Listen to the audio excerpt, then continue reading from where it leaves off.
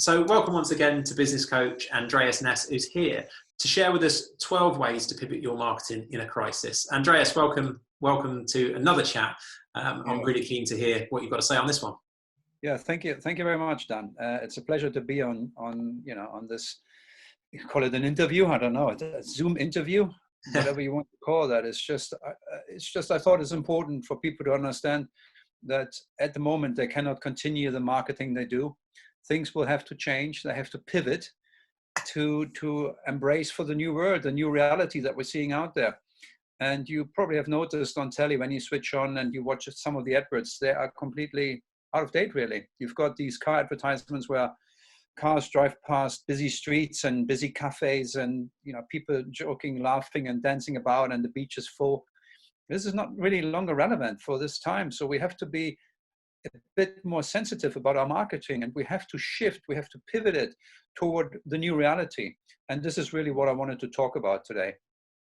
No, great. I'm looking forward to it. So let's get into it. One of the things I think is really important right now in the business world is that we've got some actionable steps and things that people can do. And this is what I love about our interviews together, is that people can certainly take those away. So if anybody is hearing this for the first time, you and I did 11 steps of things that you need to be doing in your business right now during this COVID crisis as we recorded this. And that was very well received. So I would encourage people to check that as well. So let's get straight into it then. Where are we starting? Absolutely. So let's start at the first step.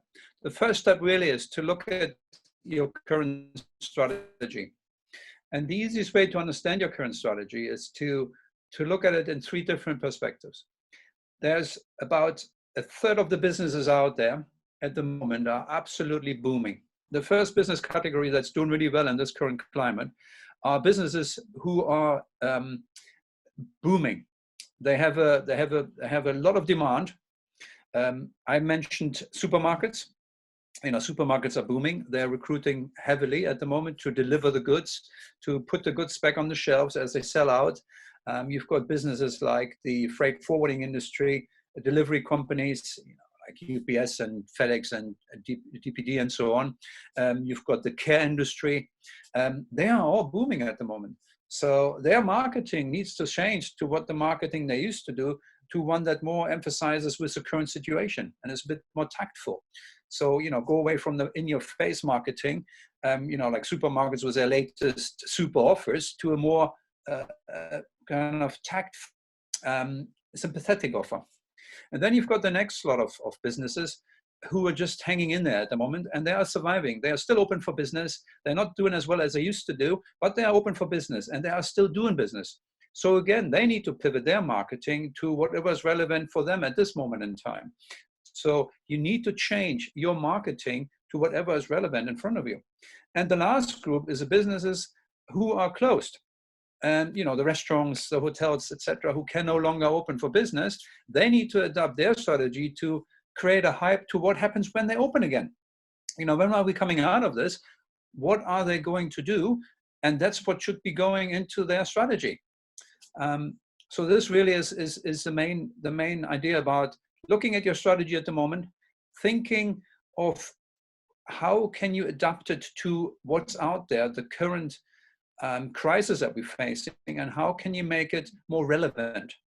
And concentrate on the customer experience, and what is you are delivering. We call it the afters. What do customers get from you once they've bought your service? That's what you should be concentrating on in your strategy, and maximize the perceived value, while still focusing on your core business. So that's step number one: shift your strategy. Perfect.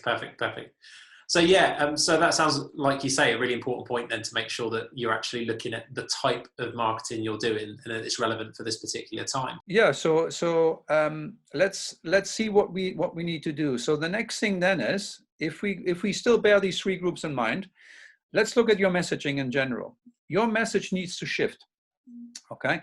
It needs to reflect the current situation while still being sensitive, and make sure that you really emphasize, engage, and educate. And what we mean by that is that instead of the traditional selling and asking, so here's what we have to offer, now I want you to buy it, we have to more approach this from a different angle. And our angle is a help and a give angle. and adding value to it by saying, so we really want to help at the moment. How is it that we can help you? Because we're all in a very similar situation. And so what can I put onto the table to help my clients to see this through and to come better out on the other side than we actually coming in? And to really put that into a context, if you do a lot of your marketing on social media, then that's a great place to be, because all the marketing has gone virtual, more or less, because people can't go out and there's a lot of restrictions. So more or less everything has gone virtual.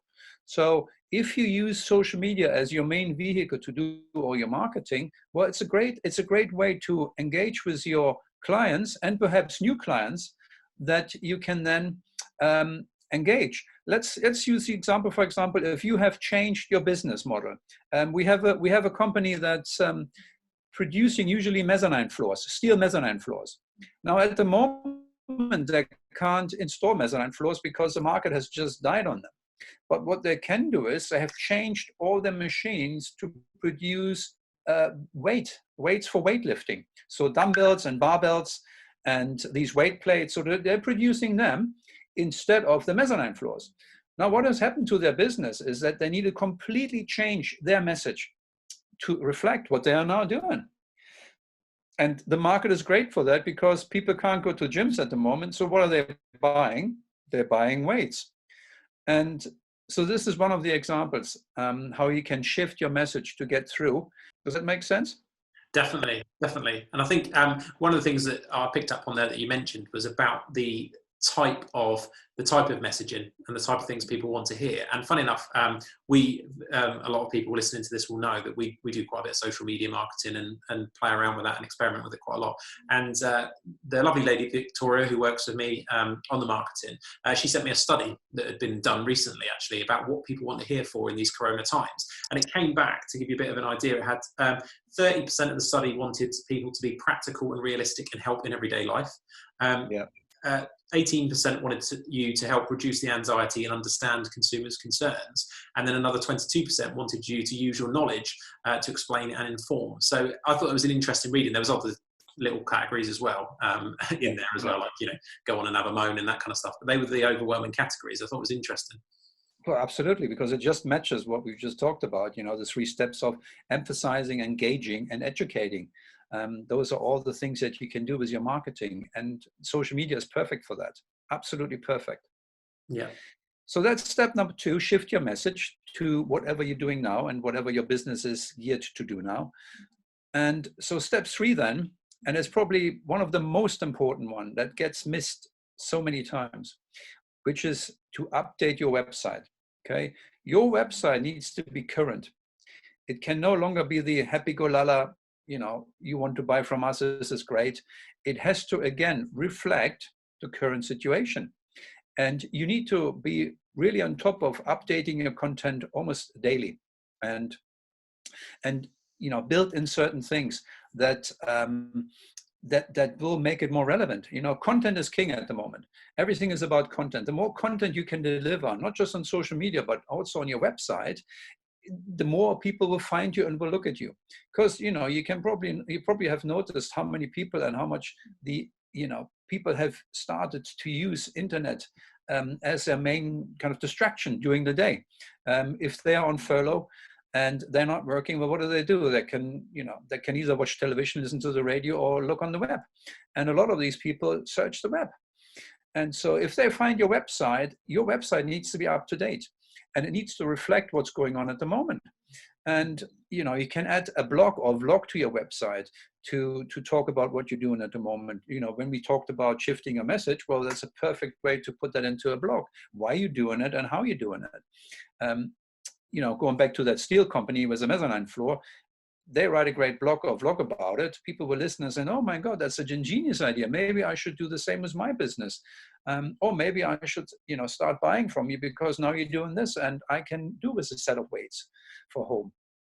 And make sure that your website is linked to all your social media sites. So it's going back and forth, not just, having a standalone website that hasn't got any inbound or outbound links going to it.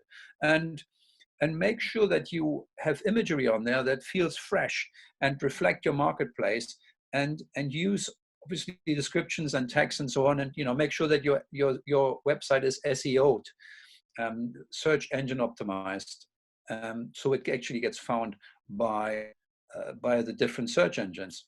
Yeah, no, I Yeah. love it. And I think you're right. Driving traffic between your different channels always seems to have a big effect. I know that, different businesses operate in different ways. We find, I've certainly found over the last sort of 6 months or so, that we actually get the majority of our traffic through the social platforms. So, but interestingly, as I'm sure you know, that buying journey, and it's different buying journey for each type of business, but people do check out consistently online and any other subjects you've got. So I find actually the more and more we talk to potential clients, they've actually hit all of the media channels, all the ones they're on, plus a website and everything else. So yeah, very, very interesting point, I think. Well, absolutely. And you have to be on your website. You need to be sympathetic to the current situation. And in the past, we've talked a lot about the know, like, and trust model. And this is more relevant than ever. You can't just do the cold sale out there, the cold sell. You have to be really empathetic and emphasizing what is the current situation. And your website needs to reflect all this. And by building this know, like, and trust model into your website, you doing yourself a great favor. Yeah, because a lot of websites don't. No, and you mentioned it as well. I think it's an interesting one. It is a challenge, I think, with website design, but it's trying to write. You mentioned afters, the phrase that's often talked about in terms of what is the benefit of working with you, and it's framing it in a way that people understand clearly what the benefit is. And I found it myself when I'm buying professional services, particularly, it can be hard sometimes to understand what they do. They sort of do, but you don't quite get the practicality of it. Well, you'd appreciate this as a coach. People want to know, well, what is it that I'm going to get from working with a coach? No, very valid. Absolutely. And here's the main thing about it. If you keep that content fresh and up to date, and do not duplicate, okay? Don't plagiarize, steal from other websites and make it your own by changing a few words. You need to provide links, and you need to add credibility and authority, like you are the expert in that field. So if you update and if you work on and provide content for your website, make sure that this is reflected in everything you do, because that's what people want to see. Yeah, no, I agree. Great point. Okay, great, super. So when we then go on back to the content, how important the content is on your website, you've probably noticed that at the moment, all the search engines are favoring videos. Video is king at the moment. Video is been kind of prioritized by not just by YouTube, obviously, which is also one of the biggest search engines, Google, which owns YouTube, and all the other ones, they all love video, Facebook, etc. And you can use it to a great extent. And I know that a lot of people are thinking, oh my God, I don't want to put myself on a video, it's scary, and I don't want to see my face and whatever. You can also then revert back to the blogs. If you don't want to do video, well, let's do a blog. Blogs and videos are the most powerful things you can add to your website, because they're adding a lot of value to it, because it's relevant and it's interesting, and people just love to see these things. So why not do it? Live videos, for example, a live Facebook video makes great content. So use this and just do it. And you don't need any special equipment for it. You can just use your smartphone or your camera and your built-in camera and your computer. You don't have to go out and buy expensive equipment to do it. But if you do it, make sure you got relevance within your blog and vlog, or whatever you want to call them, and deliver what you want to present to your core market out there. The message needs to be strong and clear. And you can also host webinars that just what we're doing here now is great content that's going on my website and on your website, and also on my social media sites, things like that. White papers, case studies, anything like this, anything that makes relevant reading to whatever you're selling, whatever product or service you have, is great for your website. And put it on there and update it daily. Keep it fresh. Yeah, and I think you mentioned there actually Facebook Live. So one of the things we found that's been really interesting recently is Facebook for us. It seems to have taken a massive leap with people spending a lot of time on there at the moment for the reasons you already said. I think especially if you've got young kids, it's difficult to set your mind and think I'm going to go and do this thing. Scrolling on your phone is much easier. And there's been a lot of groups popping up, and Facebook's particularly good for groups. So we're seeing coronavirus business support groups and all these things. What's great about a live is it's possible to film it have chat for 5 minutes, and you can share it instantly to multiple groups through literally a click of a button. So you can go and share it to 8 groups, and the possibility to reach people right now, is pretty large for no money, which is normally the difficulty with Facebook. Absolutely, it's for no money. You can just get on with it and do it, and it doesn't cost you any money to shoot a video on your smartphone. I, for example, do a lot of interviews. Just like you interviewing me now, I interview business owners as well. And they provide great content because people want to hear what other people have to say and how they overcame challenges, how they grew their businesses, and so on. Makes great content. And you can use it in 3 different ways. You can, first of all, you can use it as a video to put it on, Facebook and LinkedIn. That's where mine are going. I can put it on my website. And then I can also turn it into a blog. I can have it transcribed and turn it into a blog, so I can put it out just in a written format. And then I can also use it for people that want to listen to stuff, to create what do you call these again? Podcasts. Podcasts. That's the one. You have great podcasts, for example. Yeah. You can turn your video very easily into a podcast. For some people that do not like to watch videos. So one piece of content will provide 3 different parts of content if you strip it apart and then deliver it on those different media forms. How easy is that? It's not really that difficult, and you can do that. You can just go out there and do it. And I don't see a reason why people are shy of it and not doing it when it is relatively simple to do. Yeah, and I think coming out of this coronavirus, I think we might see some more people feeling a bit more brave, because the amount of it's possible on LinkedIn and Facebook to do it's possible on LinkedIn, but you have to have so many followers. But Instagram and Facebook, anybody can go live. There's been a massive increase. I'm sure people have seen it across their own feeds of the mates going live and talking about things. So hopefully people are doing it. But you're right, it doesn't have to be particularly expensive. I mean, you and I both run a similar setup with phones and tripods, and they're there. I mean, this particular one's probably the worst sound quality we'll do, because neither of us have got a mic on because of the technology involved. But it's, you're right, and there will be people listening to this on a podcast, because some people prefer that way. Because I mean, I'm somebody who consumes a lot of audio, because when you're running around at home with kids, or you're just tidying up for 10 minutes here, 10 minutes there, you consume a lot of really nice content that way. So completely get that. And you mention it, and as somebody who does it day in, day out, with some support from various people, that one piece of content can be split down multiple. So, for example, what we're doing now, I suspect that by the time this is finished, it will be a YouTube video, a podcast at full length. It will be cut into 3, 4, 5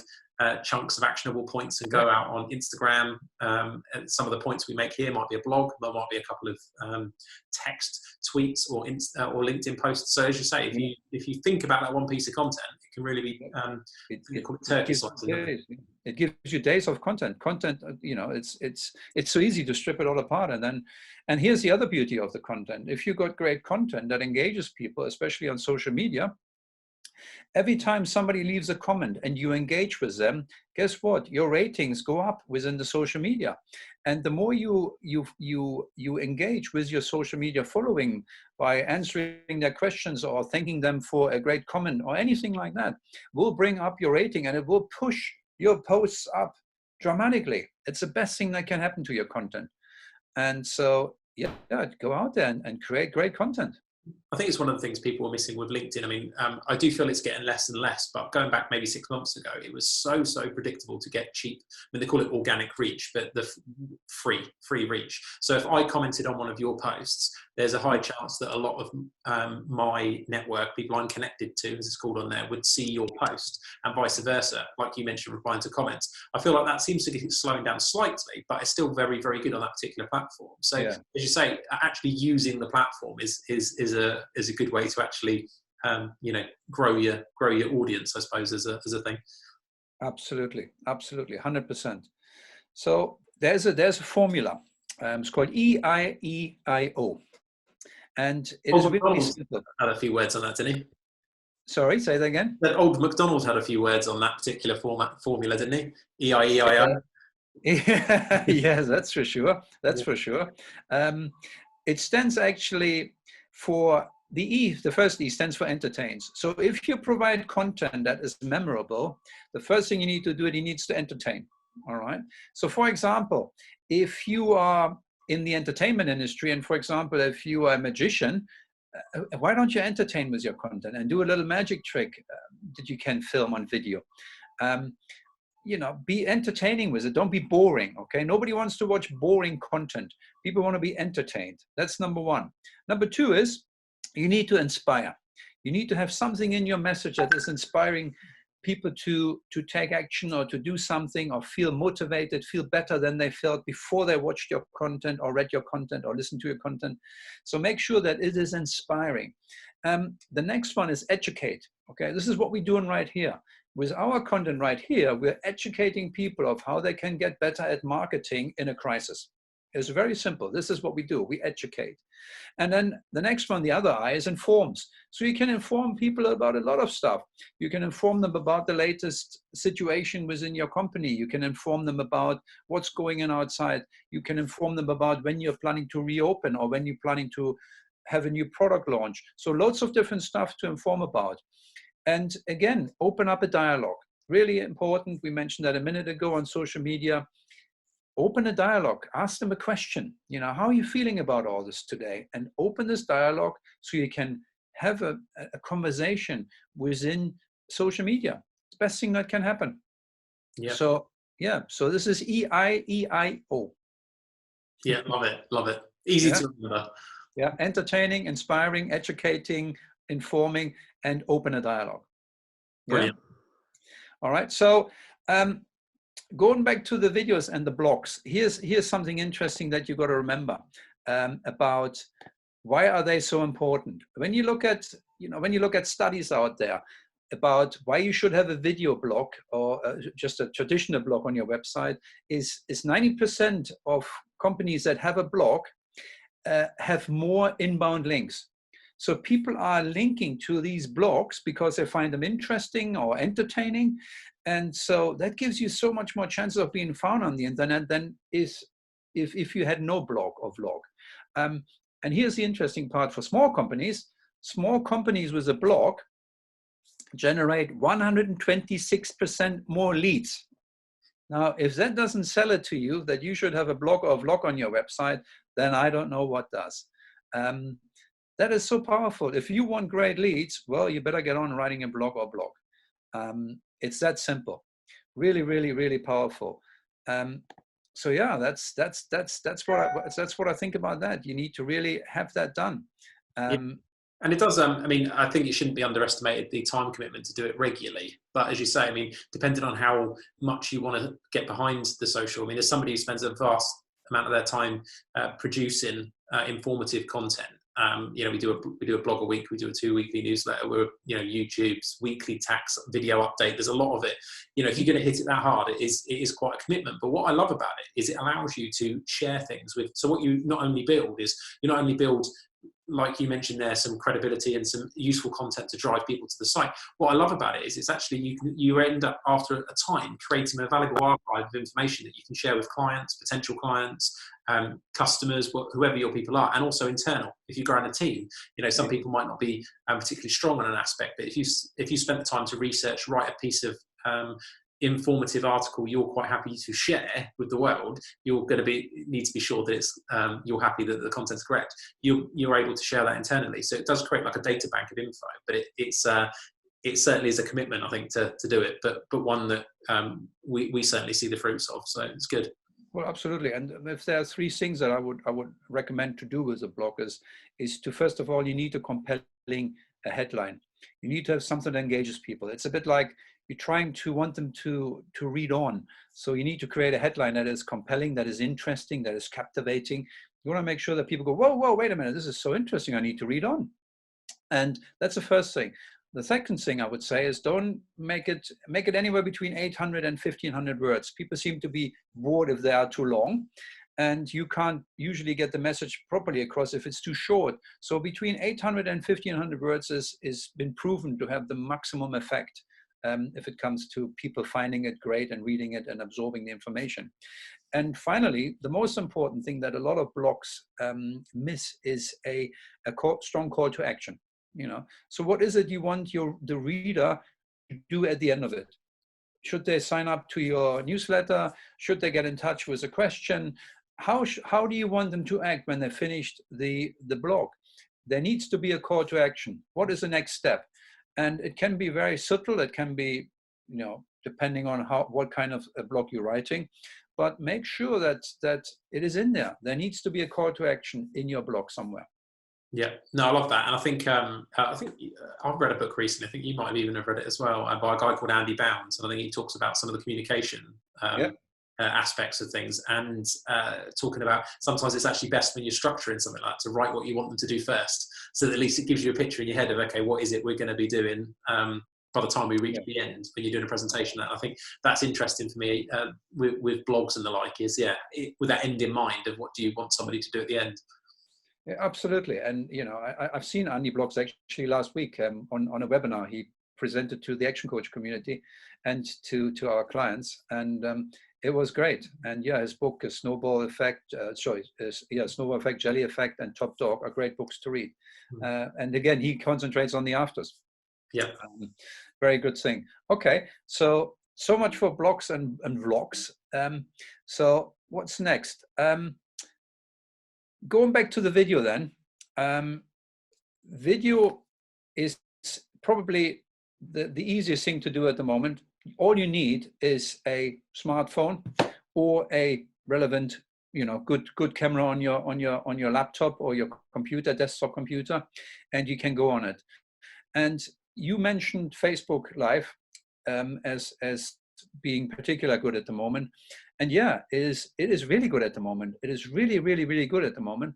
And things to do when you do your videos, my 3 tips on videos is make sure that you have, when you have a Facebook Live, that you engage with a community on Facebook Live.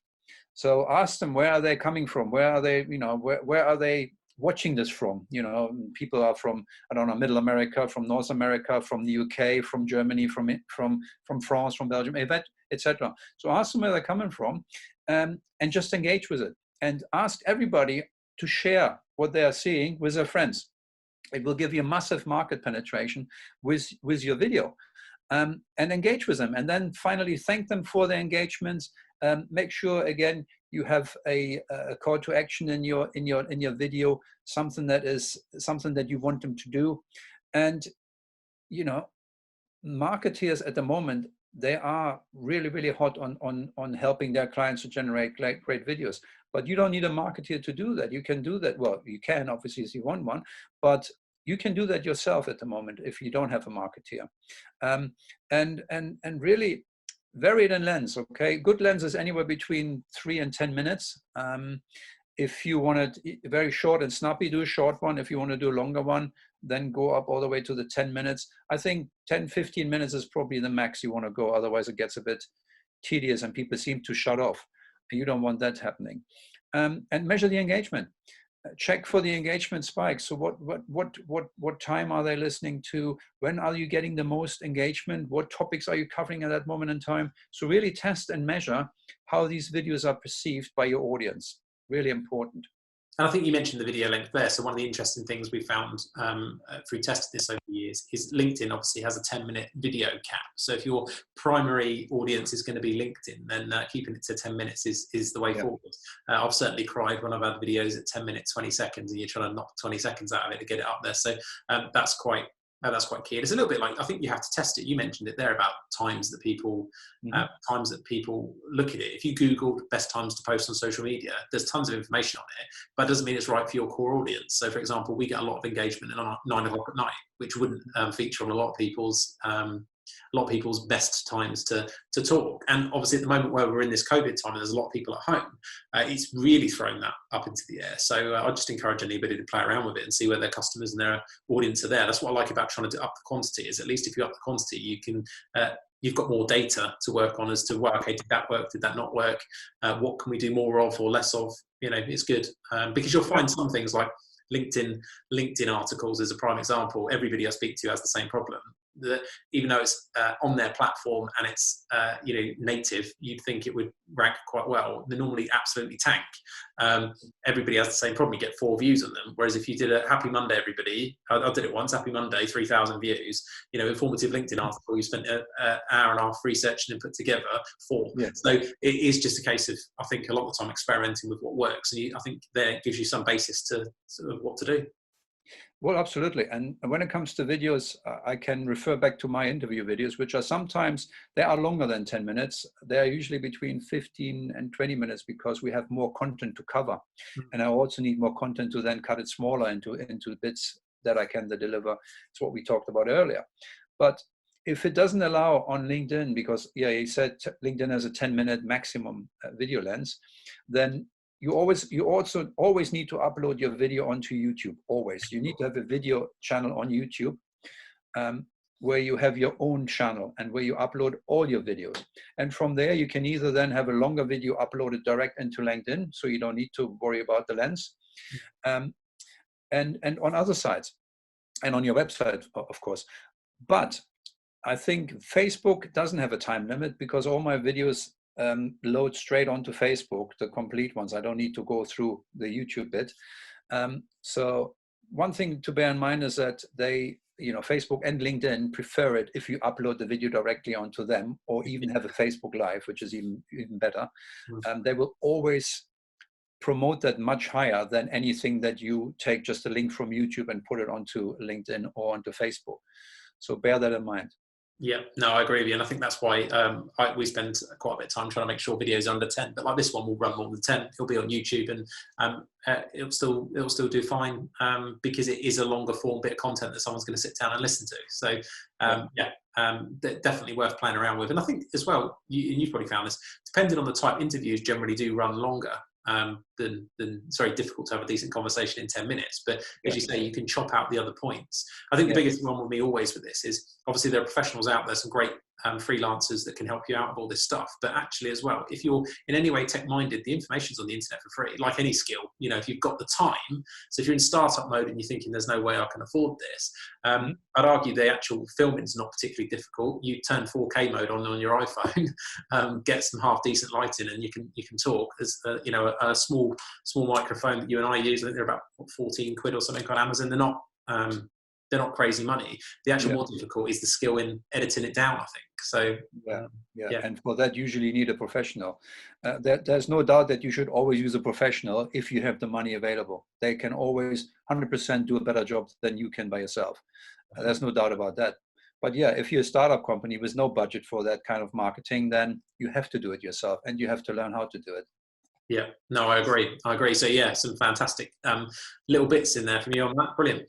Good. So the next one then is really to refresh and revive your social media. Just to look at it on a daily basis and see if whatever you're doing on social media is still relevant and is kind of matching, because everything is moving so fast at the moment. We get daily updates from the government of what's happening with the lockdown. We get daily updates on the news of what's happening around the world. And so we need to make sure that we can't have social media be there being stagnant. It needs to be refreshed, it needs to be revived. And it's not just about quantity, it's about quality, delivering good quality and keeping your audience engaged. It's all about asking questions, putting challenges out there, keeping them on their toes and asking things that you want them to do. And it's so fascinating how you can move the audience and get really excited about stuff. And that's what should be happening on your social media. Just keeping it so fresh and entertaining and good. And don't let it get stagnant. That's really important, what I have to say about this point.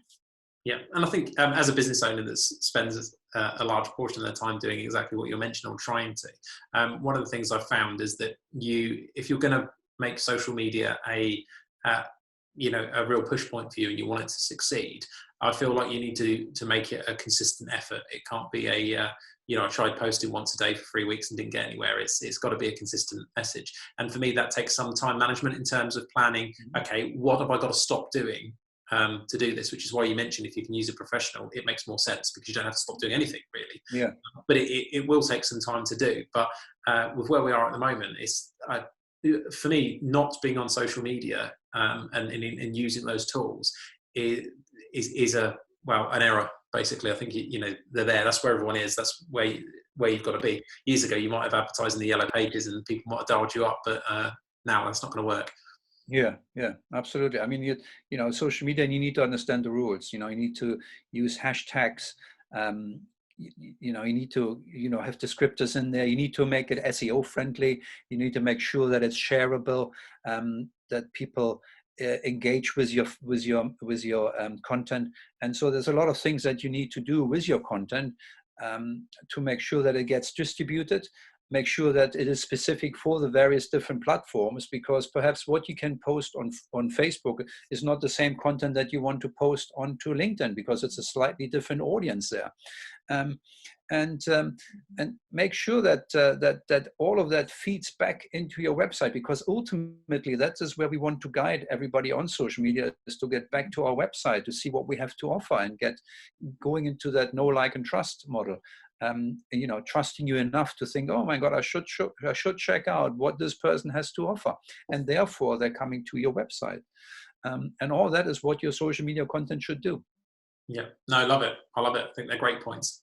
When it then comes to specific social media platforms, I mean, I use Facebook if I want to post and update on seminars that I'm holding or webinars that I'm holding, and I use Facebook ads for that, which is perfect because I can select certain demographics.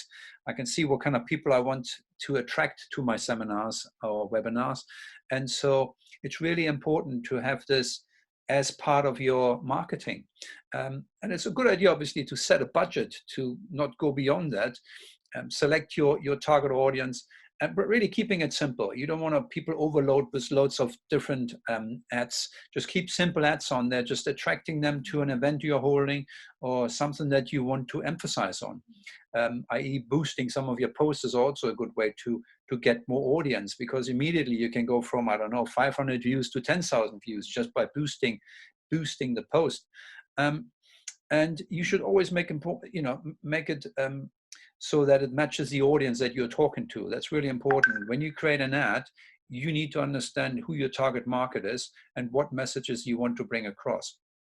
And it's really, really important. Otherwise, it hits the mark, and you're not going to achieve anything with your post. But use it. It is really good. It works really well. It's really simple. There are other social media platforms where you can obviously use ads. LinkedIn is another one where you can use ads. And just use it. Just do it. Emphasize on what you want to have to say, your message, and then boost it on the social media channels that you are currently using. I think you made a really good point then in there about the paid side of it, is understanding who your market are, what's going to grab their attention, and designing something for that. Because we wasted a ton of money, probably a year or so ago now, playing with paid and not really understanding that. And I think the problem is you market to everybody and anybody, and it's nearly impossible to see a return on that. Whereas, as you mentioned, you can go so narrow now with the demographics and who you show the ad to, if it's the right ad and the right thing. Like we took what we learned, did that on Instagram, spent a tiny amount of money, and generated several clients through Instagram, which is a platform that at that time we weren't particularly into. Now we are, and it really worked. But that was from learning all the what not to do's, which is why going back to professional advice is always a good idea if you're thinking of doing anything seriously with paid. But I've seen also people who have learned themselves, spent the time, and have seen quite a good return on them being really invested in tracking the minute details of how their investment in that's returning, and then changing appropriately. Absolutely, and it's really the tracking where the power is, to see what happened to your post or to your ad once you got it out there, see who's attracted to it, how many people are clicking onto it. And social media, especially Facebook, it gives you so many ways to analyze the data. You can really, really fine tune into the finest minute detail of what you want to see and what you want to measure. And that gives you great power. As a marketeer, that gives you great, great power.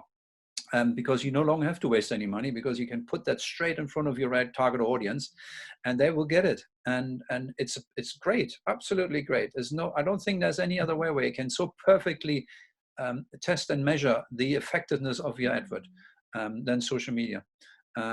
Absolutely brilliant. Yeah, and you mentioned it there. I think the word test, and I think that's the key. Is what we found from practically as a business owner doing this is that sometimes you just get the creative, as the cool kids call it, but the bit that you're sending, be it a video, a blog, whatever you're promoting, if that's wrong, the words in it aren't right, it doesn't capture the audience, they scroll past it, you'll see it won't get in front of a lot of people, no one clicks on it, or like we had with our Instagram one, we had a lot of people clicking, and then so people have seen the ad, interested in it, clicked on it, and then they're not doing anything. And our goal was to get them to fill in a contact form so that we had a lead that we could speak to. And what we found was our landing page, as it's known, a special page we set up for people coming from here so we could track it. They had to scroll down to a box. We put the box at the top, and it changed it overnight in terms of the response for it. So it can be small things, but like saying, if you concentrate on it, you get to learn what they are. Yeah, and the key message here really is about all of marketing. What you do with your marketing is you're buying customers. That's all you do. And hopefully you're buying lifelong customers, so customers that stay with you for a long, long time. And if you don't test and measure any of your marketing, you're wasting your money, because you don't know what's effective and what isn't effective. You don't know where you're wasting money and where you're spending good money, unless you start really narrowing it down and testing and measuring every single strategy that you're running. May it be, SEOing on your website, or doing Facebook ads, or doing LinkedIn ads, or doing webinars. You need to start to test and measure all of them to actually get, to turn opinions into facts and really see what is happening to your marketing budget. Are you spending it wisely, or are you just wasting it? And where do you get the best results from? And therefore, I can put more budget into that certain strategy. Testing and measuring is the most important thing you need to do with your marketing. Yeah, love it. And that's certainly been my experience over the years, for sure. Yeah. So what else is really important? The next step is to build a database. And if you haven't got a database already, and by a database, I'm talking about a database of prospects, of people that you have spoken to in the past, of anybody who ever had an interest, or you have an interest to talk to when it comes to selling your products or services. And so if you have not created a website, if you haven't got a CRM that captures all the data, then now is a good time to start. Because this is where you mailing a lot of your content to. This is where you've mailed your newsletter to. This is how you want to engage with. These are people that fall into your target market. And so you need to find a way to build this database to start communicating with them on a regular basis. And you can send them a newsletter, you can send them emails, you can do anything with that, but without a database, you have nobody to market to really, unless obviously on social media. But if it comes to, sending out core messages other than on social media, who are you going to send them to? So you need to build a database. And I hope you already have one. Yeah, no, definitely. So you and I did an interview, and you gave us 11 things that you should be doing right now in your business when the crisis began. And one of the things that I know that we talked about was that what we've seen with clients is where they didn't have it, and now they're now remote. So they were relying on people, say they're a pub or a retail shop, and they're relying on people coming in.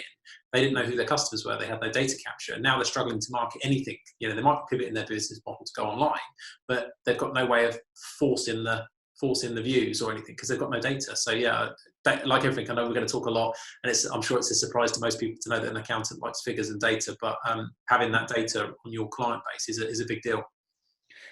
100%. And we spoke about earlier about social media and having a call to action. Well, that call to action could be to collect email addresses. And just to build this database, it's a great tool to use social media to create a database of interested people who would like to learn more about you, your products and your services. Going back to the know, like, and trust, it's a great way. Once you've got the database and once you are regularly emailing or contacting those prospects on the database, the more you can build that trust. And trust ultimately will lead to a purchase at some stage. So this kind of almost incubator of new clients, the database is fundamentally important to your marketing. You need to get out there and get that going and build your database. Get yourself a CRM system where you can start building that. You know, there's things like HubSpot, which don't cost any money. You can use them for free, and they're great CRM tools to build databases with. Yeah, brilliant. And I think you mentioned it there about the length of time it takes to trust. There's plenty of data out there now that shows how many different sort of touch points a potential buyer has, depending on the product, before actually making a decision. And it's one of the reasons it goes back to what I said earlier as a business owner. I think you've got to, if you're going to use the social properly, you're going to have to commit the time, because you need to be in there for a consistent period of time, front of mind all the time. And that's a fairly fairly time intensive thing to do without spending money on the support. And even if you do spend on the support, it can still be quite time consuming from a strategy point of view or a content production point of view. Depends what you do, I guess. Yeah, because once you have mastered that step and you get your database, now it's time to get into action, which leads me to my next step, which is the email marketing. So once you've got your database, it's all up and running, and you're growing that every day, you then start to provide content via email. And a personal email is a lot more relevant than just looking at a little ad on Facebook. When you email somebody, it's directly in their inbox. It is personally addressed to them. And the key with that is to make it as personable as possible. Don't mass email people and misspell their names or don't have their name on there at all. You have to make it as personal as possible. And when your emails, concentrate on the afters. Why should they engage with you, and how can you help them get to the point where they want to be? Helping them with whatever they're challenged with. This is what these emails should be concentrating on. Obviously, you need to adhere to the GDPR. You can't just email somebody who's not on your email list. Make sure they all opt in, and segment your audiences. Not every contact in your email or in your database should get the same email. Make sure you have the relevant emails to these segments within your database that are most relevant to that email, and do that, and really look at the fine-tuning of these emails and try to hit the spot so they respond. That's the best thing that can happen, a response. That's what you want. And of course, I think that's quite a difficult thing to do these days, as I'm sure you'll appreciate. Your inbox has probably been hit with the amount of things people telling every company under the sun, telling everyone what they're doing about COVID-19. It's a difficult thing to do now. So I think you mentioned it there. It's you've probably got about 3 seconds or something silly to capture someone with the title. Otherwise, it's going straight into the delete box, isn't it? So yeah. No, well, going back to any bounds, the subject line is the most important part of your email. If the subject line does not get me interested, then I will not read on. So your subject line needs to be captivating enough for me to trigger the inputs to read more and want to learn more about it.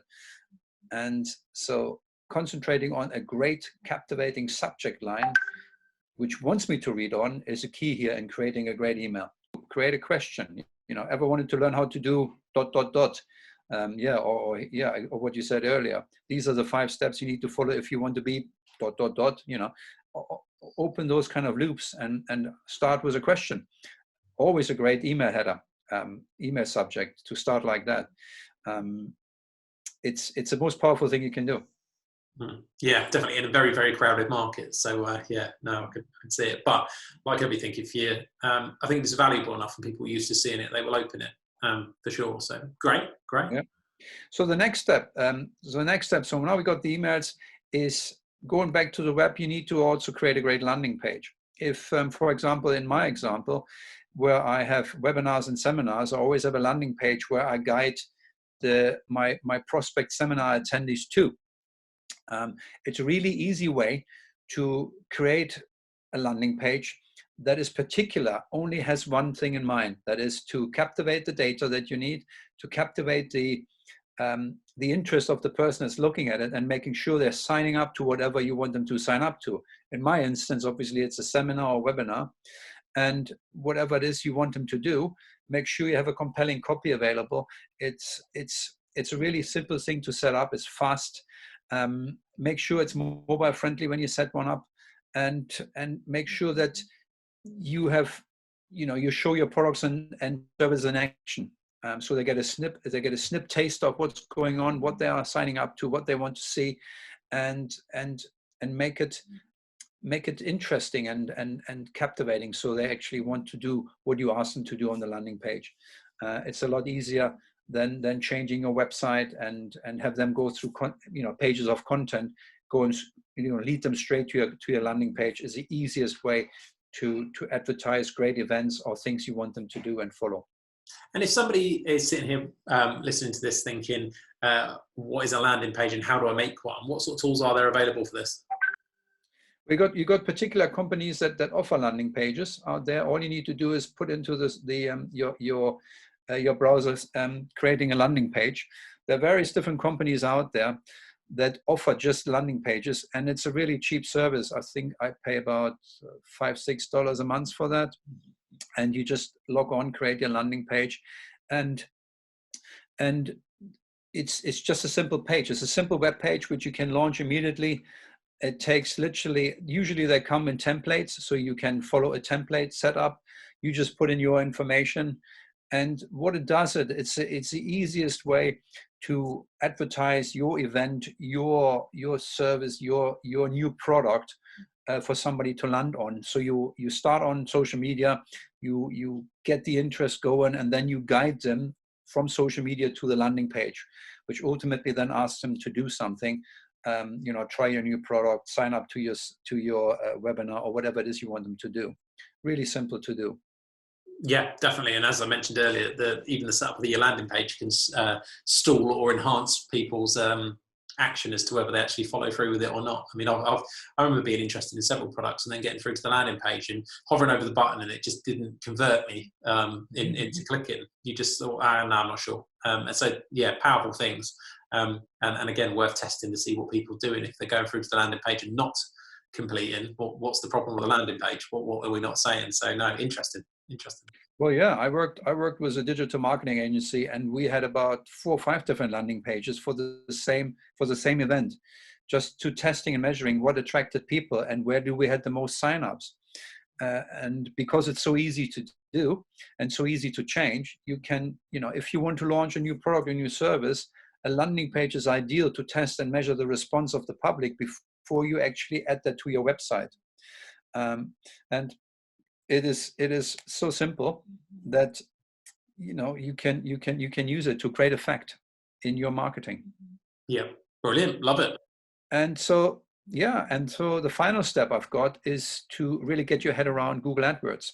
And the reason for that is because Google AdWords, again, is great for setting budgets that then hit your target market.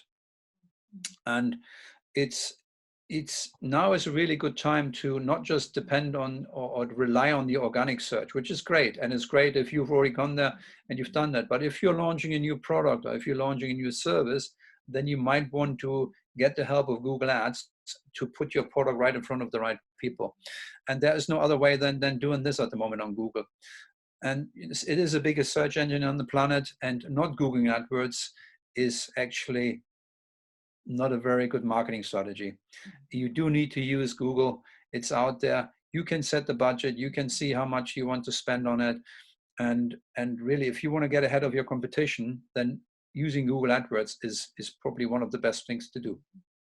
Yeah, definitely. And I think from my own experience, that one is similar. Is that particular one? I think you've really got to monitor daily, or have a digital marketing agency that are keeping an eye on it for you, because it's very, very easy to rack up a bill and sort of project to everybody, and rather than your actual potential clients. You do have to be a bit careful on that one. But again, you get an absolute ton of data, don't you, from the back end of that to see where things are going.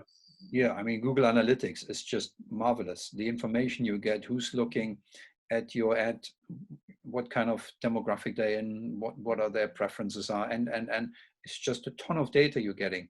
And it helps you a lot with fine-tuning all of your strategies, not the one on Google, but everything you do. Because the Google, the browser, the people that use these browsers give a good representation of who is actually looking at your products. And the most important thing about Google is that people that put your services into the browser are people that are actually ready to buy. They are searching for your services or your products because they have the ability to buy now. While everything else on social media, when you're talking about how great your services and products are, these people have an interest, but they are not particularly ready to buy. They're just in the moment going through the sales cycle where they think, yeah, nice to have, but not at the moment. However, if you go back to Google, when I'm searching for something, I'm ready to make a buying decision. So putting myself in front of the right person that has the ability to purchase my service or my product is a real no-brainer. And why wouldn't you invest money in that when you have a buying audience in front of you? Yeah, definitely. And I think exactly that. If you can get the right audience and the right people through on those clicks, and that for me, that's the key from a obviously from a financial point of view. Something we deal with a lot is making sure that people call it, the cost of acquisition and the cost of clicking and all these other, CPMs and all these other words. But realistically, it's trying to make sure that it's as low as possible for the highest return, like anything. And what we found, for example, using our business as an example, is we ran one that was to do with payroll. And what was highlighted is how people don't use the internet, how badly some people use the internet. So we ran an ad that was roughly payroll related, and we had loads and loads of calls thinking we were the NHS payroll provider. They'd phone her up and say, "Oh, I've not been paid," and we were like, "Who's this speaking?" And we've worked out we were getting consistently all coming from Google Ads. So, and again, you can then start to exclude certain terms from being shown, and you can do a lot of other things around to do it. Yeah. But really interesting, really interesting. Absolutely. So just to sum it up then, is you have to do more marketing than you did before the crisis. That's for sure. And you have to really shift and go where the market is at the moment. You can no longer do the marketing that you used to do because it's no longer relevant. And your message, everything needs to change to whatever we have in front of now, to whatever what the reality presents us with is what we need to market to. And reallocate your budget to new channels. If you have not currently spent money on Google, well, maybe now is a good time to do that. And again, test and measure and adapt. Change and adapt to whatever the market is demanding at the moment. That's the most important thing for your marketing. And so throwing it back into you then, and to your, to the lovely listeners we have on the other side, what are the 5 things that you are going to do right now to change, to adapt your marketing to the new landscape? Yeah, I think it's going to be really interesting. It's going to be a really interesting time for a lot of businesses to do. We've seen lots of people doing different things. I think the biggest thing that I've seen is there's more, I suppose, a mistake at the moment. Is I'd argue if you haven't been doing it already, you're becoming too late. The time to start is about 3 weeks ago, 5 weeks ago probably, but it's never too late to start and get going. But we're going to see when the world starts to return to normal, a lot of people have been sitting at home browsing the internet, as you say, looking for making their buying decisions. They're already doing it. They're doing it now, and actually got more time on their hands than ever. You only have to look as far as if you've got other halves or older kids around the house and see what they're up to. You can see their behaviour. They're on there. So for me, I've seen clients increasing ad spend. I've seen them using, as you mentioned, different platforms that they wouldn't necessarily do. So like I've seen a lot of people looking at Facebook at the moment again, where they've thought for a while, maybe we won't. I've seen Twitter being used a bit more recently, not necessarily on paid, but to get involved with conversations with people and grow. For a lot of professional service companies, interestingly, Twitter's like an online networking thing. So I've seen a lot of people concentrating on their Twitter where they haven't for a while. There's a lot of good things that businesses are doing right now. Yeah, and I think one thing to remember is that I don't think there's ever been a time where people have spent more time on the web than this time. No. And obviously it's forced. So what else do we do during the day if we're not working? But what has happened is that you have absolutely opened your product and services to a global audience. People can see you from all over the planet now. And perhaps some of them want to buy from you. And so make it easy for them to purchase from you. And create a marketing that is appealing to your target market. It is really that simple. Yeah. And just do it. But do it. Not doing any marketing is the worst thing you can do. I agree. And I know we've spoken about this a few times, and whenever I'm talking to clients at the moment or talking to anybody, and when we're looking at financial aspects and they're saying, I'm going to trim all this back, if it's marketing related, I'm like, oh, by all means pivot, can look at what's returning and what's not, but definitely don't start shopping it because it's not there. And luckily, speaking to many marketing people that are either clients or we work with, most people I think have understand that that's the case, and I've not seen it too much. But you're right. I think there will be startups, especially in smaller business, thinking they can't spend on this right now. But I'd argue now's the time. Now's the time. People are in front of this, especially I think if you've got certain, depends on your market, but if you've got certain people that might actually be sitting on furlough right now that are normally the decision makers of what you're selling, I think it's even more of a chance to get in front of them. They probably are. You probably can sneak into their DMs on one of these platforms or something. So definitely. And of course, you don't have to spend money. We spoke about it. I think you can do a lot of stuff for free. It's just your energy that's involved. And if you're particularly quiet now because you're in an industry that's affected, or you're in startup, then let's roll. You've got time. You have got time, yeah, and it doesn't cost you any money to write a blog. It doesn't cost you any money to shoot a video. It doesn't cost you any money. You can all do that very, very simply by yourself. Before you move into the Google ads and the Facebook ads and all that, where it costs money, try everything else first and see how that works. If you have budget available, do the Google ads and the Facebook ads to make sure that you put yourself in front of the right audience. But if you don't, well, then work with what is available. And it's not that difficult. Just go out there and do it. The point here is you have to take action. You can't just sit back and think about it and have a cup of tea. You actually need to do it. And you need to start today, not tomorrow. Today is the day where you start. Yeah, I agree with you. And I think from a business owner's point of view, you've mentioned a lot of things in those tips that can be done for free. There'll be people listening to this now that don't have a business page for their Facebook. They don't know. All the information that you need to do all this is all on YouTube, isn't it? You don't have to spend any money. You can YouTube how to set up a Facebook page. There'll be all these videos that tell you how to do it, how to set up a Google Ads account. Okay, that one's slightly more complex, but how to set up all these things, and just spend your time researching it, especially right now if you've not got a lot on. And I've seen some great startups that we have as clients doing exactly that, spending the time now to put together their strategy and planning it. I'm a big believer in the consistency of social media and marketing as a whole. And I think planning those strategies is actually what takes a lot of the time. And now's a really good time to be doing that and thinking, and just sitting there and thinking, what do my customers or potential customers and clients want to see? What value can I add during this time? And as you mentioned right at the beginning, it's what are people wanting to hear about right now? It might not be the normal message. Yeah, and going back to the Facebook and Facebook ads in particular, you cannot have Facebook ads on a personal page. It needs to be a business page. And when you created the business page and you are then optimized to do Facebook ads, that's when the beauty comes, and that's when the starting of this testing and measuring can be applied to the site. That's when you get the information, the knowledge, the fundamental details about who's looking at your AdWords. What can you do with all the data? You can't get that from a personal Facebook page. You do have to go professional. And any business should have that anyway. It doesn't matter how small you are. Even if you're a one-man band that does, massages from home, you need a good Facebook page that is professional. You can't have that mixing up with your own personal page where you engage with your friends and family. That's not the right medium. You do need to have a professional outfit, which is your Facebook professional page, your business page. Yeah, and then actually, you mentioned about masseuse. I reckon Facebook would be a prime one for masseuse business. Actually, talking to some of the people we have on our books. So I'm with you on that. But I love it. I think there's loads of value in there for people, whether they've got budget or not, to actually go out and do it. And I think that's the key. Is you don't need the budget.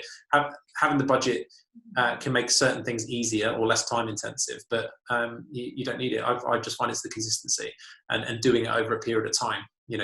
Smashing it for, I see it every January. Someone goes out, I'm going to do a video every week. It's like, okay, fine. And then they do a video for 3 weeks, and then they don't do one for 6 months. And I think it's consistency. Otherwise it's a placeholder, isn't it, for somebody if they want to visit? That's the other way of looking at it, I suppose. Absolutely. And talking about consistency, I have an interesting thing that